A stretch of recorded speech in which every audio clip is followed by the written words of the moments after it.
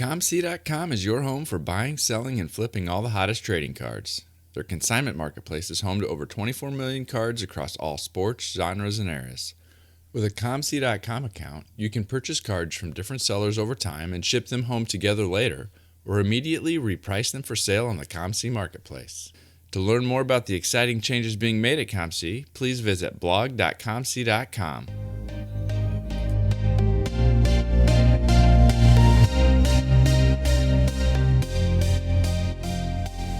You're listening to the WaxPackHero Sports Card Minute, a podcast where we discuss both the hobby and business sides of collecting. I'm your host, Mike Sommer, and I want to help you buy, sell, and trade your way into a collection you'll love.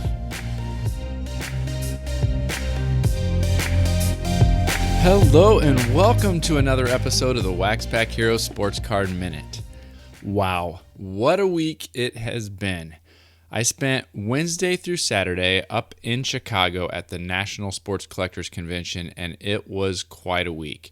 There's all kinds of stuff going on. I was able to find some of the cards that I was looking for the PC, was able to record some conversations at the ComC booth with a variety of people. That is going to be the main thing that we share today, is that there's conversations that I was able to have throughout the week, and then we're going to kind of do a recap. I'm going to give my overall assessment of my perceptions from the week, what I took away from the big event after all of the speculation that we had leading up to it. I got to spend some time with Scott and Matt from Underdog Collectibles. They are my original sponsor, and they're still with us over a year later. We got to talk about how things are going with their online breaks and how things are going with the new brick and mortar shop that they've got in Knoxville, Tennessee. It was great to catch up with those guys and get a chance to just talk face to face instead of over the internet, which is one of those reoccurring themes that you're going to hear all along the conversations today. One of the things that we enjoyed doing was getting a chance to talk with people that we've only talked with over the internet and having those conversations face to face, which was great. Definitely recommend that you go check out Underdog Collectibles at udogcollect.com and tell them that WaxPackHero sent you.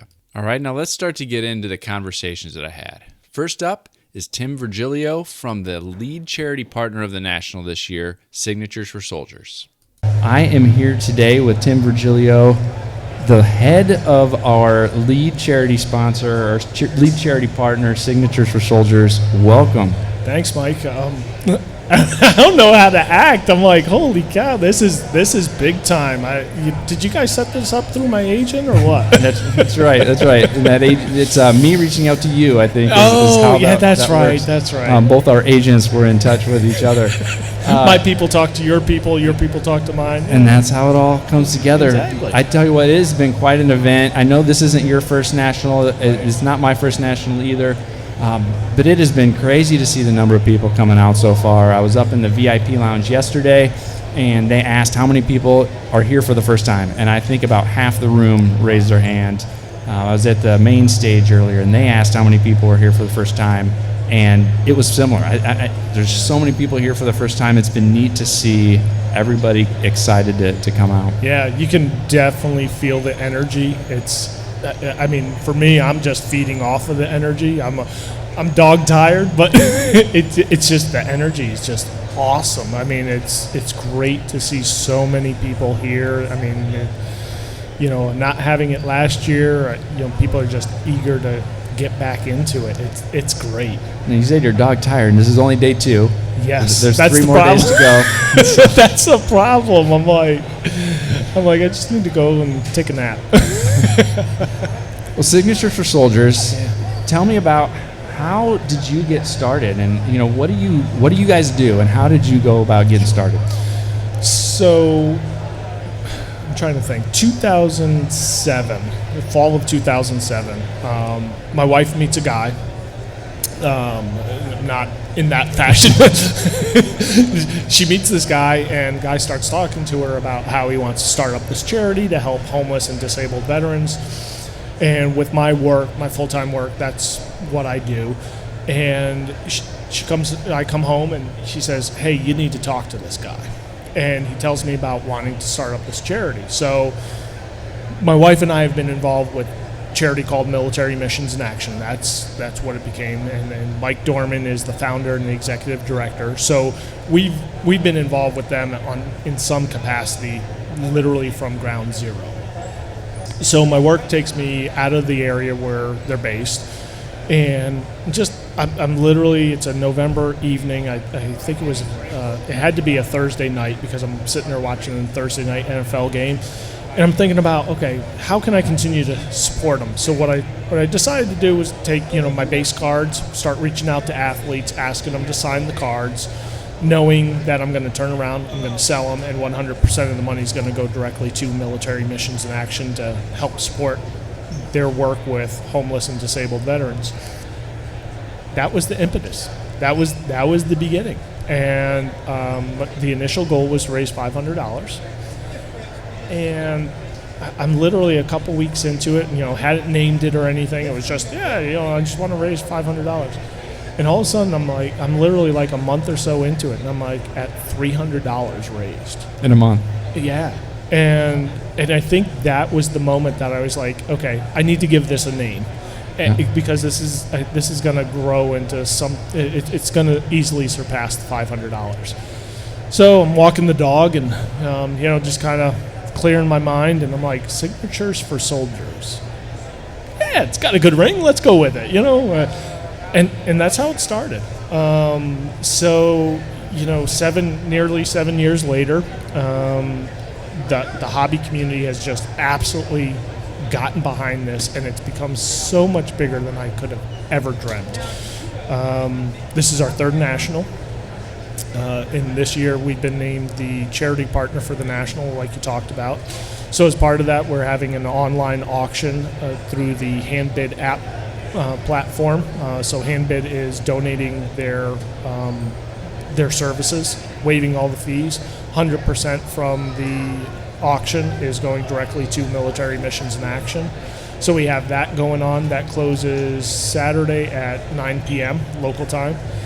And then we have our booth set up as well and just selling stuff there. And it's been, I said to my wife and our friends who are with us, helping us out with this, I'm like, if last night is any indication of what the rest of the weekend's going to be like, man, it's going to be absolutely phenomenal. And to this day, this is our charity work. My wife and I literally take 0 pennies out of it. 100% of the money goes to Military Missions in Action, and then with them, 94 cents of every dollar they take in goes to one of their programs to help homeless and disabled veterans. So 6% admin fees, and for those that aren't familiar, national average for a nonprofit is 20% admin fees. So they're really well below that. You mentioned this is your third national, your 7th year in efforts of raising funds. How did you go about building that awareness within the hobby community? I know I had heard you on a couple podcasts even before the last national, and you have a presence on social media as well. Was there any specific strategy that you used to kind of try to build that awareness of what you were trying to do? No. It was just, it wasn't any, I'm not a business major, so I'm not like, okay, let me map out the business plan and all that. Honestly, it was just, I'm going to have fun with this. I'm going to be 100% transparent on what I'm doing, how I'm doing. When people buy stuff from me, the money, the donation is literally made to the charity. It doesn't come to me and then go to the charity type thing. I wanted to cut all that out because I didn't want people, making any assumptions or anything like that. So, it was just really grassroots. And I'm like, okay, I started, on Facebook, and then I'm like, okay, let me develop a Twitter account. Okay, let me develop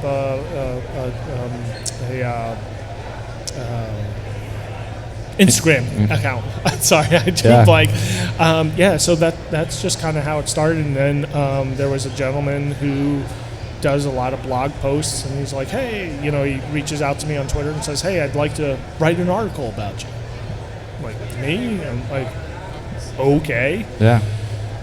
That happened. Got some steam. Somebody, hey, I'd like to have you on the podcast. I'm like, okay, sure. I really hadn't listened to a whole lot of podcasts at the time. I'm like, sure, I'll talk about it. that got some more steam.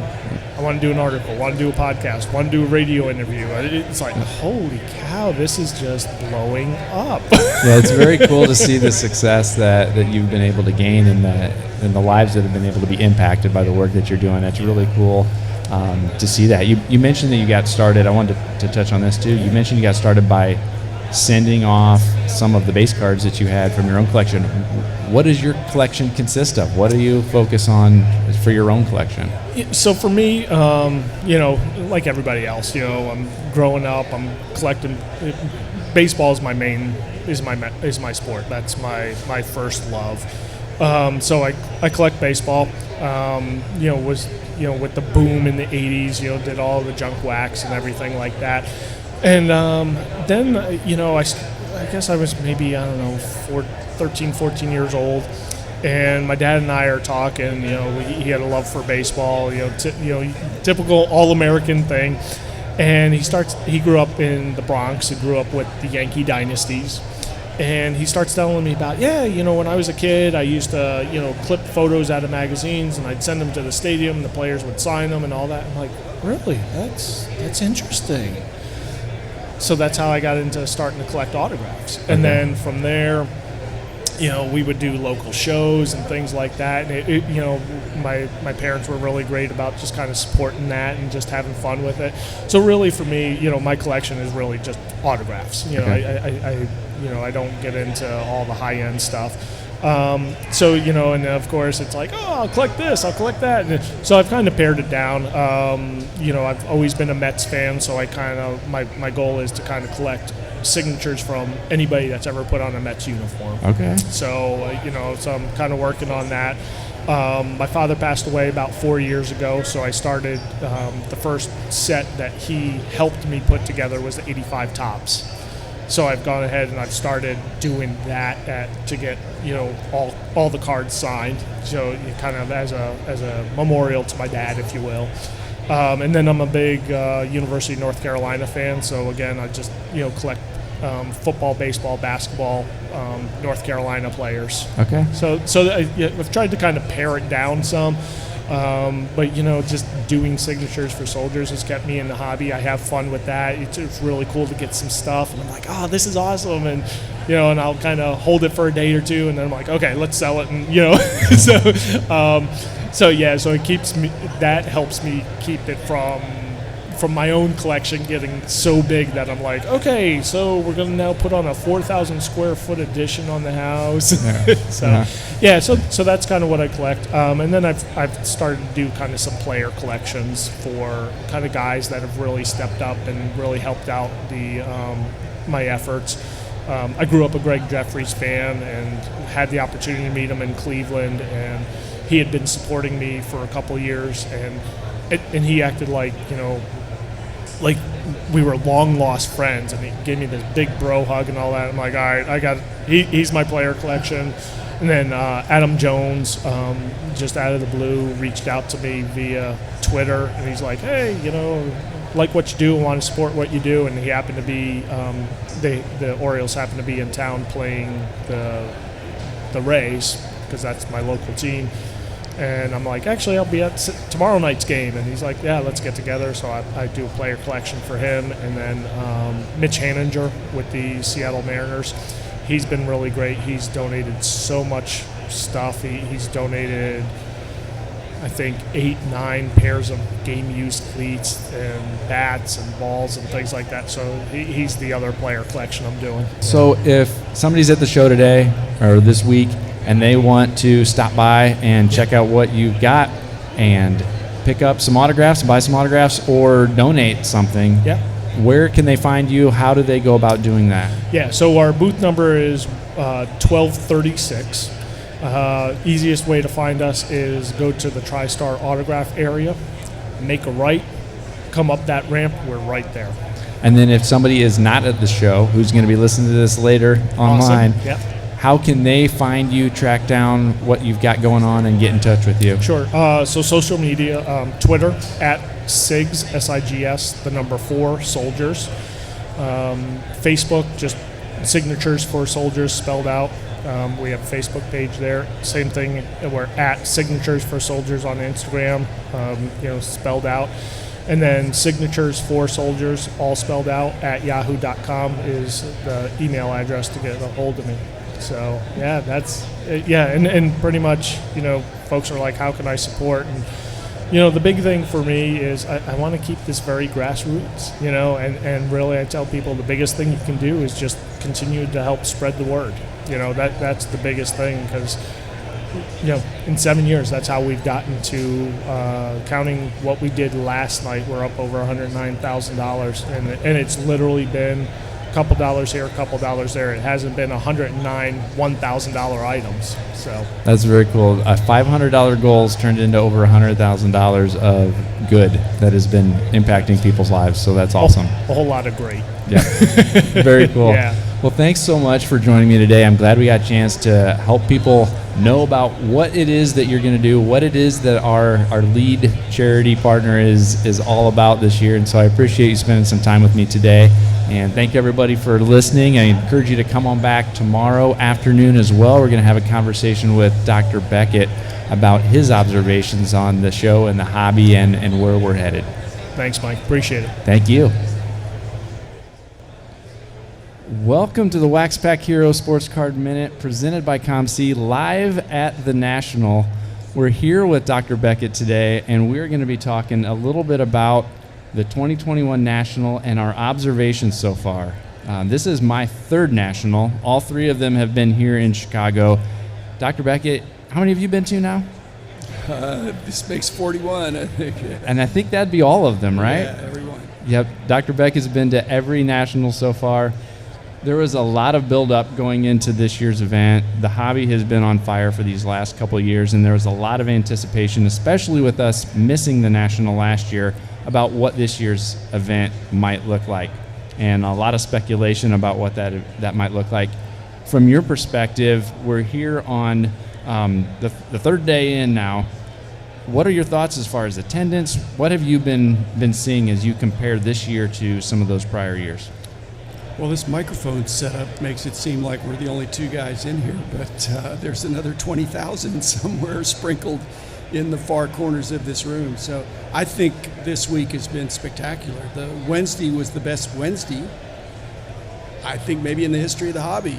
Yesterday was the best Thursday, and today is a terrific Friday. So Saturday and Sunday, so whether we're going to get to 100,000, I don't know, but it's I don't think people are complaining about the attendance, let's put it that way. There's the wide aisles that appeared to be wide. Actually, they were pretty crowded even Wednesday evening.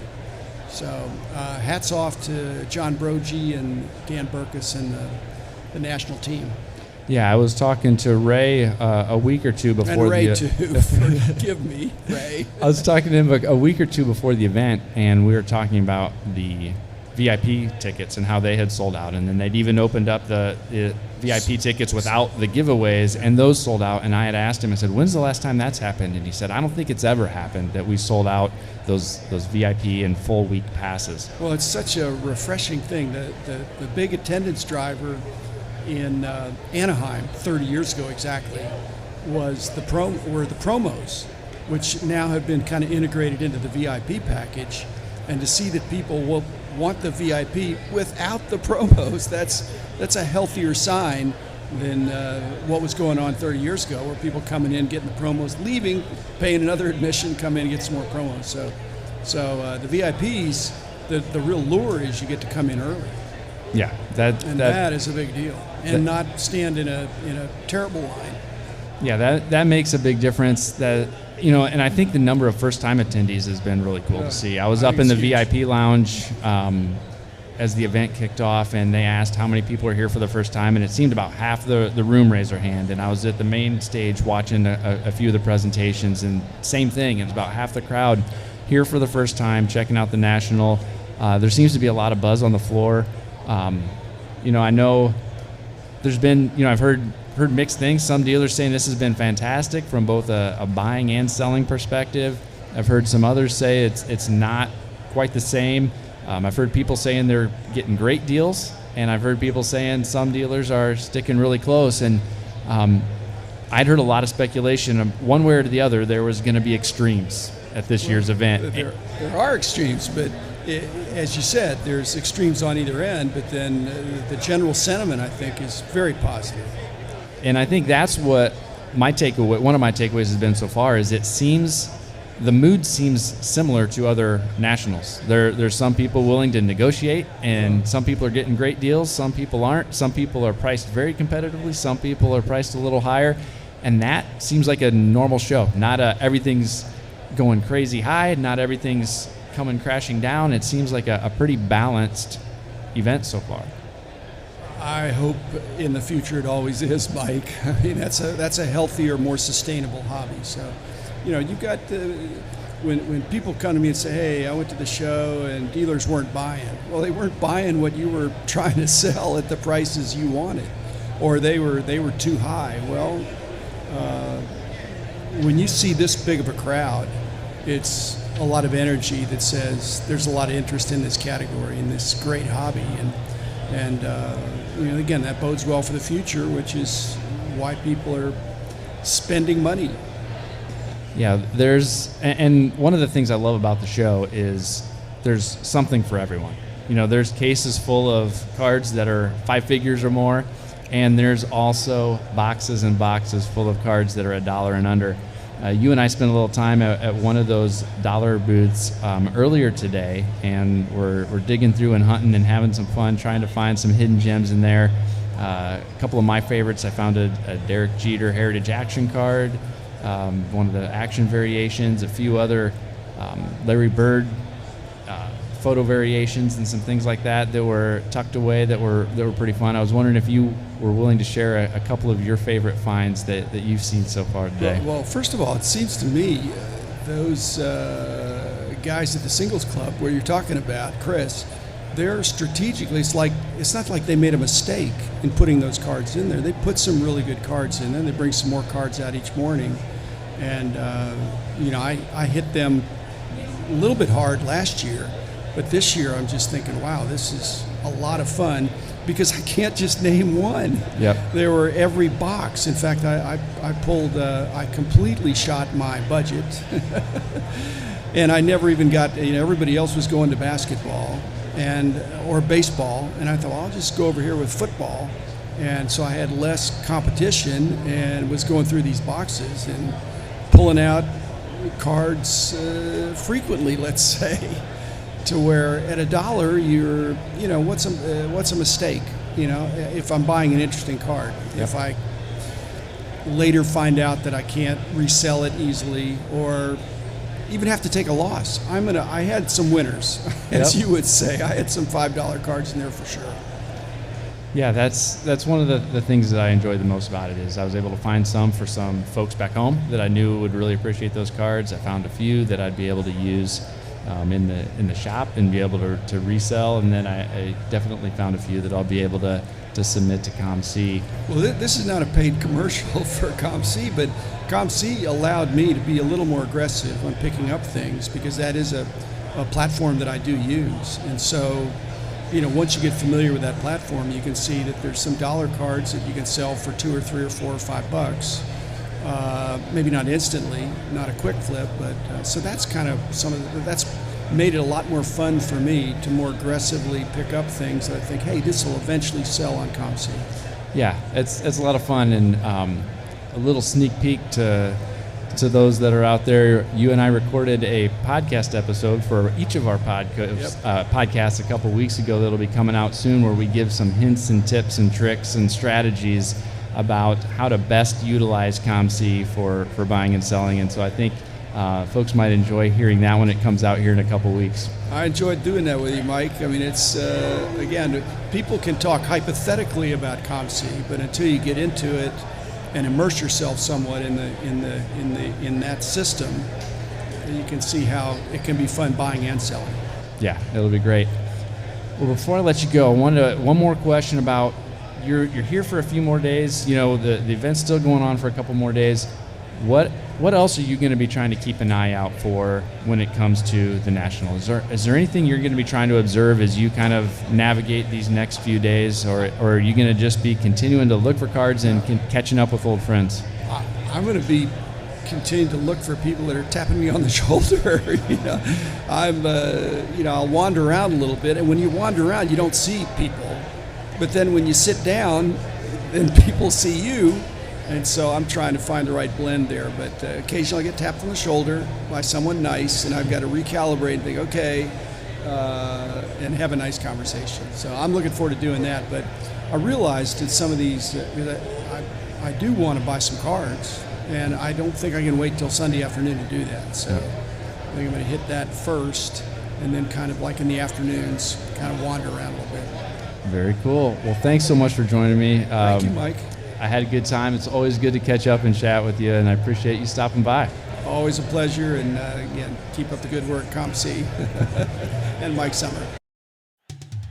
The Sports Card Shop is your small-town local card shop with a global reach. Located in New Buffalo, Michigan, the shop is one of the most accessible in the Midwest. In addition to being an authorized Panini direct dealer, the Sports Card Shop carries all major trading card brands, including Topps, Upper Deck, Pokemon, Yu-Gi-Oh, and more.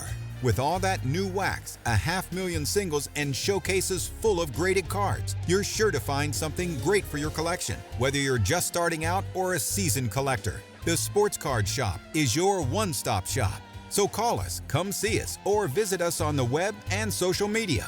Our phone number is 269-469-0140. Website is thesportscardshop@moco.com. The Sports Card Shop is part of the Moco Retail Group, connecting sports, the hobby, and people around the world. This is Mike Summer from the WaxPackHero Sports Card Minute, live at the CompC booth again, and this time we have Beau from the 1 Million Cubs Project. Welcome, Beau. Hey, thanks for having me on. This is cool. So how many Nationals have you been to now? This is only my second, so I entered as in rookie status coming into this weekend. And you're trying to get some Cubs cards. A few. 1 million. 1 million Cubs cards that you're trying to acquire. Tell me about the 1 Million Cubs Project. How did you get that idea, and what in the world were you thinking? Lifelong Cubs fan, pretty much a lifelong baseball card collector.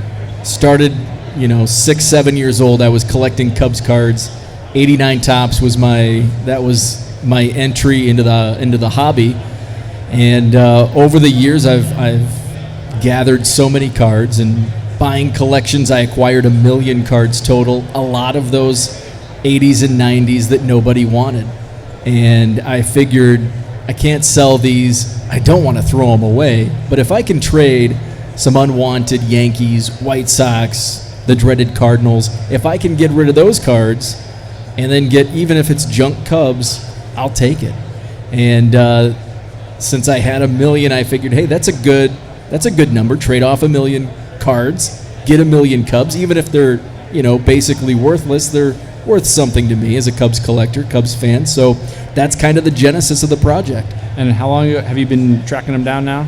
December 2017 is when everything just kind of came together, and that's when I decided to start collecting 1 million, started the Twitter account, the blog, and all that. So you had talked about wanting to theoretically trade this 1 million card collection for Cubs.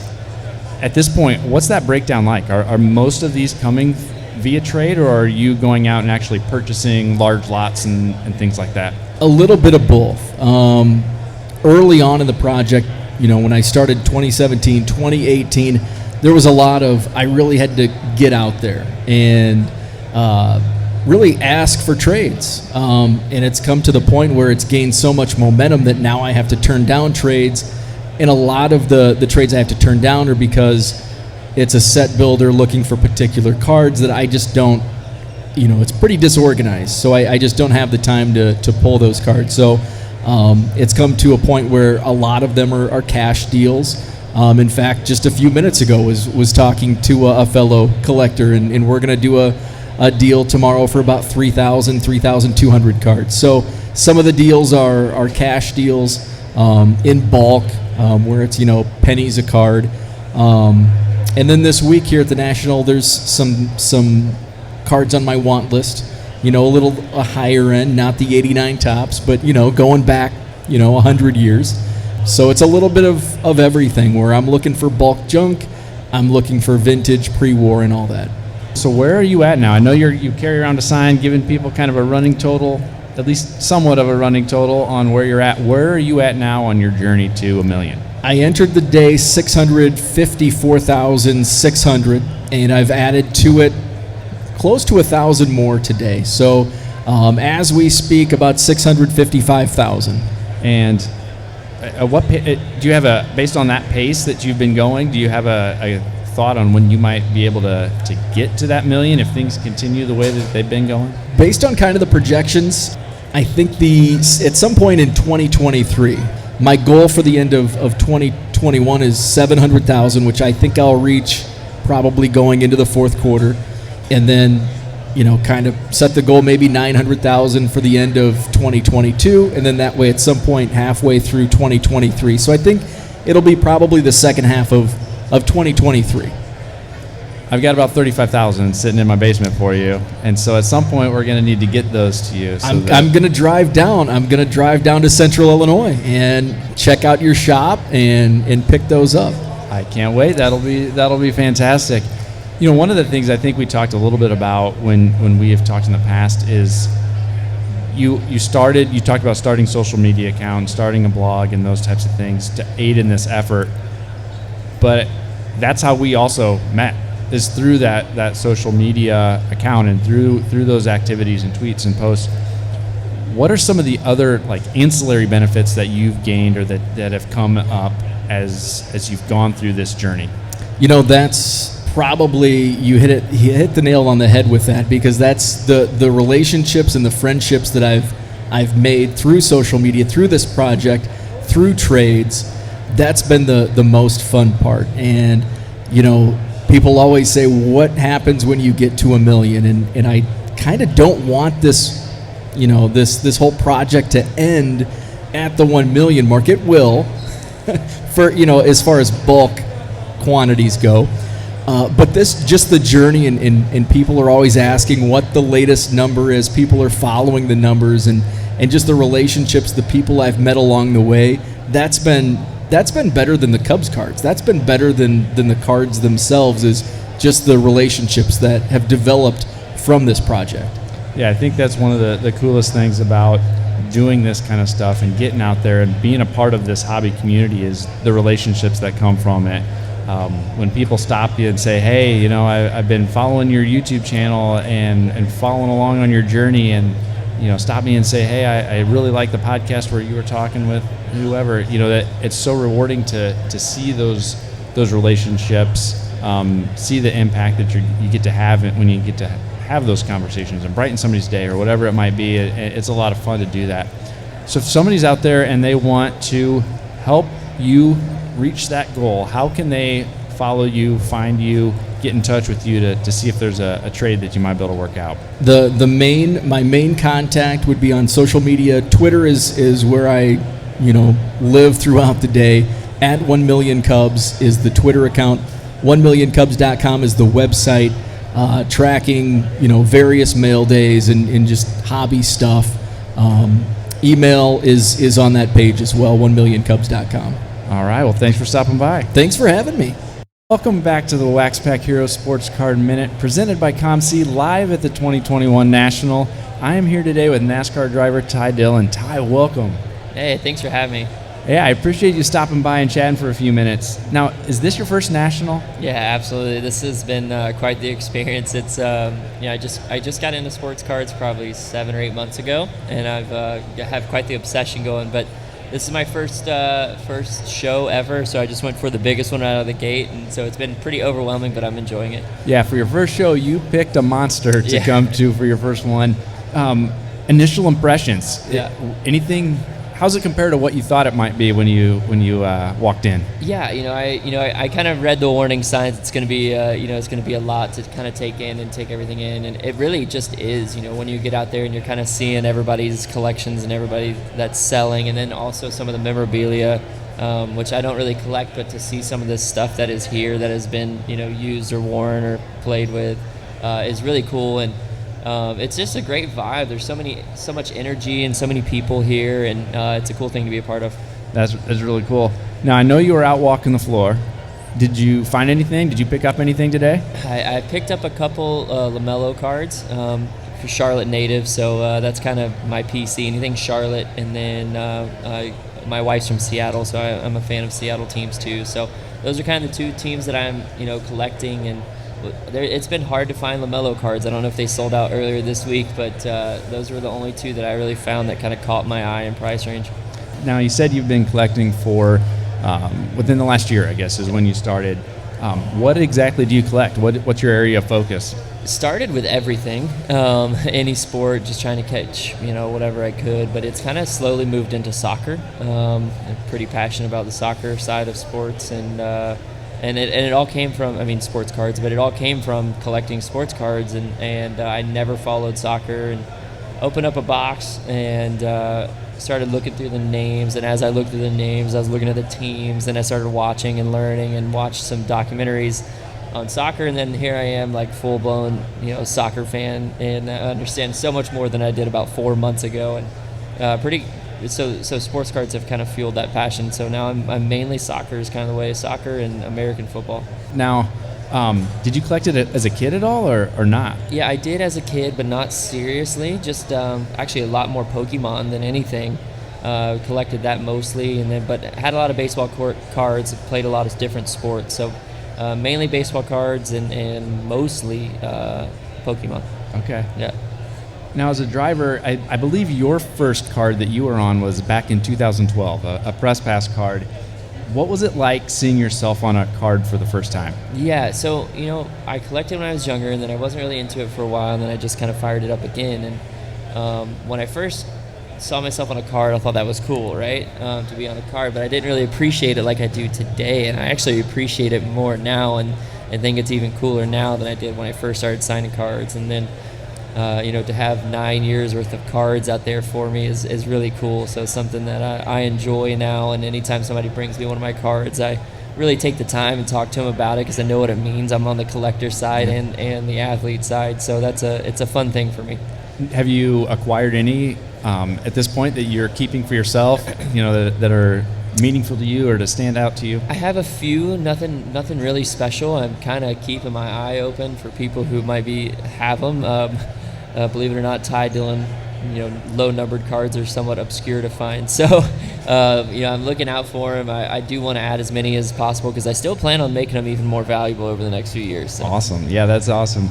Now, this year, this race season, you've had a chance to run some road courses. Mm-hmm. I was just curious from your perspective as a driver, how do you like driving a road course compared to the standard oval tracks? I really enjoy road course racing.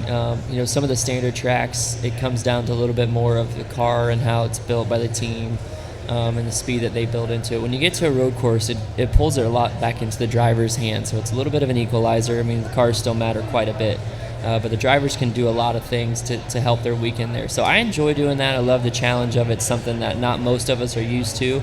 But I say that, and NASCAR is going towards more and more road course races every year. I think it's really entertaining, and I really enjoy it. Yeah, it definitely mixes things up a little bit when they do that. And you're also from a racing family, and I was just wondering, how competitive are you with your brother? We're extremely competitive. I don't know. I haven't met very many sets of brothers who aren't competitive in some kind of way, but we're typically utmost competitors and everything. We're getting older now, and that's kind of relaxed. We both have our own families growing, and we're not typically competing against each other, but I can guarantee you anytime we're around each other on the racetrack, we're competing pretty hard. Does that carry forward into other things in life? Any stories from growing up with you and your brother battling it out? Yeah, constantly. We were constantly going at it. I told him about collecting sports cards, so I think in a competitive brother way, he's got into sports cards as well. So he's enjoying it himself, doing breaks and different things too. So we're typically going back and forth with something. How much longer are you going to be here? Are you going to be here through the rest of today and tomorrow too, or is Just today your last day? Yeah, flying out in the morning, and got to get ready to get back in the race car. So flying out. Anything else you're going to be trying to track down before you head out? I got a couple cards I'm trying to sell, and if I can get those sold, I'll probably use my last minutes to maybe try to find something to add to my collection. Like I said, I kind of in a small niche of what I want to collect myself. So, and at this point, a lot of people have sold out the stuff that I want. So. I'm still hunting, still looking. Overall, though, it's still so cool to see some of these cards that are here that just some amazing cards going for massive prices. So to even get to see those in person, and it's a cool experience. Well, thanks so much for spending a few minutes today. If people want to follow along, keep track on your progress, what's the best way to people to follow along with what you've got going on? I'm most active on Instagram, and my handle is at Ty_Dillon. So I do a lot of my card stuff there, a lot of my family and everything, who I am is on that page. And then I have a YouTube page where I've done a series of vlogs at the races, so you can see kind of behind the scenes, and actually filming an episode today for here. So a little bit of everything on there, and those are probably my two pages that represent me the most. Well, thanks again. Yep. Thank you. Well, there you have it. I hope you enjoyed hearing some of those conversations we were able to have live at the ComC booth throughout the week. From a personal perspective, I went in, as I talked about in some of the shows leading up to the event in prior weeks, I was trying to track down a few key cards. Mainly the Dr. J rookie from 1972-73 tops to fill out those sets. There's the 2 Dr. J cards of the 3 that are in that set that I needed, the regular card and the All-Star card, and I am happy to say I was happy to nail both of those cards on the first night on Wednesday. I got both those cards. And along with it, makes it even better, is to get the price that I wanted on that Dr. J, I was able to bundle it with a Walter Payton rookie, which is also one of those cards that I have always wanted. It's one on my Mount Rushmore of cards that I wanted to have on my PC, and I was able to bundle them both together from one vendor and get the price that I wanted to knock those off. I was also able to connect with Kyle from the Wax Museum podcast. We've had him on a few months ago. He actually had 2 of the 4 1980 basketball cards that I needed, with the Magic, the Bird, and the Irving card. I needed the Bird and the Irving, and he actually had all 3 together, but as separate panels. And so I was able to work out a deal with him to get the 3 Frankenstein panels put together, which added 2 of the 3 cards that I needed, which means that I'm able to resell one of those duplicate Magics at the shop and offset some of that cost. And so I thank Kyle for working out a deal with me to help me get 2 of those 4 cards that I needed, which was another couple items to check off the list. I was a little disappointed that I didn't find any of the Quaker Dips wrestling cards. Maybe I wasn't looking hard enough, but I did not see any, and nobody happened to tip me out on who might have some of those, so I didn't get any Quaker Dips cards, but I did have a lot of fun digging through quarter and dollar boxes.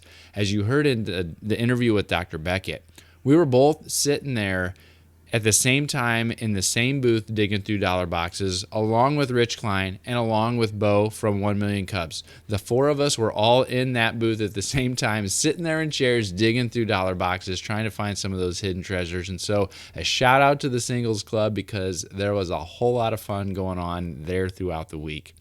It just goes to show, the big cards might get a lot of the hype, might get a lot of the publicity, but I tell you what, throughout the show, any booth that had quarter dollar boxes, 5 and under boxes, there was a whole lot of activity there. The hobby is alive and well, both at the high end and definitely at the low end. There's a lot of fun being had as well. So if anybody complains that the hobby is not affordable, that it's getting too expensive, I tell you what, there's a whole lot of people having a whole lot of fun in those $5 and under boxes, adding things to their PC. So don't let collecting those types of cards be overlooked when it comes to what you want to collect in your PC. The other thing that I said I really wanted to do at this year's National was get to meet people, catch up with friends from the past, and also get a chance to meet people for the first time that I had only previously interacted with online, and that definitely happened. From the folks that I was lucky enough to catch up with over a meal, to the people that I was able to chat with on the floor, to the others who just stopped and said, "Hey, I'm a listener to the podcast. I'm a reader of the blog.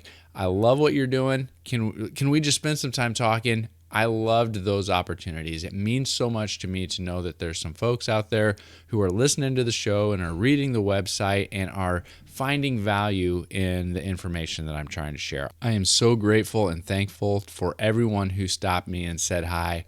It's one of those things that just adds so much to the overall experience of the National. And I don't think I can wrap up a show about the National without just mentioning one of the coolest things for me as a lifelong collector, and that is that I actually have an article in the newest Beckett Baseball Card Monthly. That's like a lifelong boyhood, childhood dream come true. And so thankful to the team at Beckett that they read what I submitted and they thought that it would add value and be worth putting in the magazine, and that came out in this September issue that was live, fresh, hot off the press at the National, and I got to see that in person for the first time, and I tell you what, I was kind of geeking out and so appreciative of that opportunity to write for publication that I couldn't look forward to enough when I was growing up and means so much in the hobby. So check out the September issue of Beckett Baseball Card Monthly if you want to see what I wrote. And with that, that is all I have for you today. It's been a long week, a fun week, but a tiring week. So I'll catch you next time.